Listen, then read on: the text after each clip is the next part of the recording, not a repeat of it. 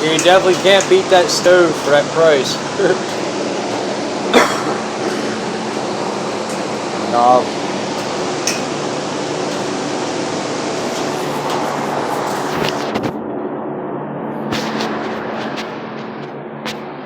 There you go. Sorry about that. I had to go a long way around. He blocked my path. That's the guy putting the stove in. And all the rest of the pieces are out here. The grates were in the oven. The tops for the burner. For 10 of them there. 10 burner gas stove. She's that wide. That goes on the top, the back part of it. This side facing you. The stainless. Then this here goes on the top yet. Across there. I'll get video up of it once it's all put back together. They just wanted me to give him setting them doors on. Tore it apart to clean it real good.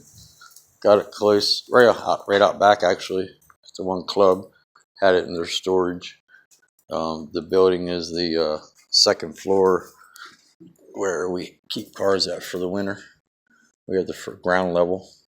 Drive in from the front. The upper level, you drive in off the alley out back, like our building here does. You drive in off this alley to the second floor. But another video I put up for you, Ed, to see, brother, is the progress of demoing and laying out. We're going to build walls to put that paint booth up upstairs. So that's in the midst, and there's a couple parts missing. Had them floating around a couple sheet metal shops around York County, and they're like way ridiculous priced. So we're going to deal with Colmet, see if they can just give us, sorry about that, the parts we need. And because I don't know how to flick this camera around while I'm on it. Nope, don't have anything indicating that I can do that to rotate the camera. And if I turn it and point it at me, I'll probably do one of these, like talk to my forehead and stuff like that. So I'll just keep it this way because always being on the move. But just want to put a little another little short video up of that, the stove going in, and then tomorrow we'll pipe that in, the gas to it. There's gas in the front office to a little wall heater, and just down the basement we're just going to flex line, a yellow flex line, gas line, back, then up the wall and put a shut off on it. Then we're going to do the backsplash and probably some galvanized corrugated tin like the front of the bar out in the showroom, so it matches. Maybe still tossing them ideas up. We want to accent the wall behind that stove and possibly clear coat the galvanized just to make it shine and make it easy to wipe down. Anything with food, even though it's just for the break room and to do this Christmas, feed the vets and feed the homeless. We definitely want to make it different like the rest of the building sort of is. We always get complimented on like, oh, nice big bathroom, nice clean body shop. I never seen nothing like it. There's a lot of history on this building actually.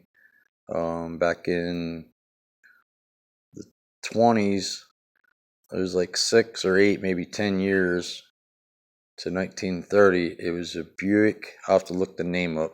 It's a weird one. It starts with the R. The owner, the guy, did this Buick dealership here. It was the old school, long, big wheel, like tall, skinny, I guess, race cars he built on the side and raced them. I just can't think of the name. But anyways, it was the car dealership for 6 or 8 or 10 years. Then it was the same factory. In the office in the front there was, and then in the break room where the stove's going in, it was leased out. It was a barber shop and many things over the years. The past 119, almost 120 years now, this building is. And there's speakeasies here. There was used to be conduit up and down the walls with a bunch of switches. I'll have to point that out one day, which wall. And then maybe if there's no light in the basement, to use like flashlights or phone lights to show you where the conduit, I think that's still in there, where the conduit went out front to the sidewalks. There used to be street lamps up and down this sidewalk that previous owner 120 years ago, say, almost, put in. And the building on that side was a wooden structure, is a plumber. His dad years ago said that before we knew the wiring was in the ground or anything, any conduit out front for street lights for this building, you know, that were put in by the builder, the guy next door, his father said, and he's passed away now, that two guys back in the day in the 20s were fighting out front here. It was used to be a speakeasy here, and stabbed each other, I guess, and bled to death. Died there. Then someday I'll do a video outside when the sidewalks were put in here. We did those probably 3 years ago, getting close to 3.5, something like that. Anyways, and we were digging them up. All that was concrete out front. Did the walks and curbs. The curbs were mandatory by the borough. We actually were wondering why there was conduit coming up out of the ground under the sidewalks. Well, that's what that was. That was to the street lights. And that area, I was pointed out in another video, is where these two guys come out of the speakeasy that was here years ago and stabbed each other, I guess bled to death there. So now we know that. I just got to get the time and do some stupid stuff to mess with neighbors, like put some red food coloring out there, a bunch of candles, sit there on a chair and talk to the ground. You know, we do that kind of messing with neighbors, and hoping to leave us alone. Then we have Christmas lights out front that are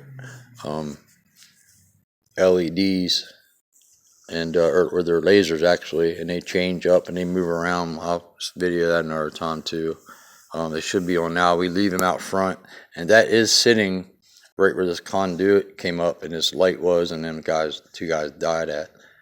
But anyways, when we messing with the neighbors and we put the lights out, I put the lights out.